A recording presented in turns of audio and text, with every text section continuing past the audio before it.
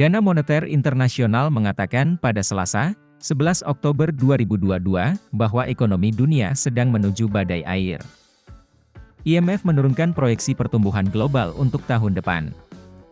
IMF juga memperingatkan resesi dunia yang keras jika pembuat kebijakan salah menangani perang melawan inflasi. Melansir New York Times, penilaian suram dirinci dalam laporan World Economic Outlook, yang diterbitkan ketika pejabat ekonomi top dunia melakukan perjalanan ke Washington untuk pertemuan tahunan Bank Dunia dan IMF.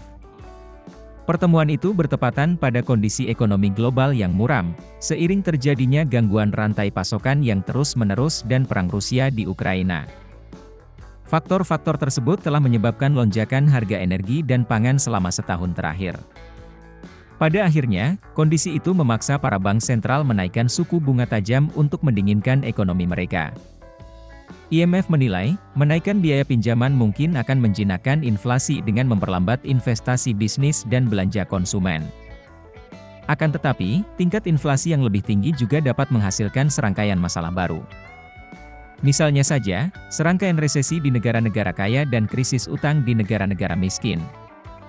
Singkatnya, yang terburuk belum datang, dan bagi banyak orang 2023 akan terasa seperti resesi, demikian bunyi laporan IMF. Organisasi tersebut mempertahankan perkiraan terbarunya bahwa ekonomi global akan tumbuh 3,2% tahun ini. IMF memproyeksikan ekonomi global akan melambat menjadi 2,7% pada 2023, sedikit lebih rendah dari perkiraan IMF sebelumnya. Kedua angka tersebut merupakan penurunan besar dari awal tahun, ketika IMF memproyeksikan pertumbuhan global sebesar 4,4% pada 2022 dan 3,8% pada 2023. Prediksi tersebut menyoroti bagaimana prospek ekonomi global menjadi gelap dalam beberapa bulan terakhir. Sementara itu, tingkat inflasi diperkirakan akan mencapai puncaknya akhir tahun ini dan turun dari 8,8% pada 2022 menjadi 6,5% pada 2023.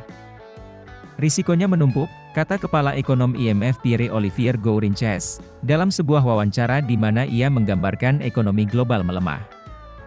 Kami memperkirakan sekitar sepertiga dari ekonomi global berada dalam resesi teknis, tambahnya. IMF mendefinisikan resesi teknis sebagai ekonomi yang berkontraksi selama 2 kuartal berturut-turut.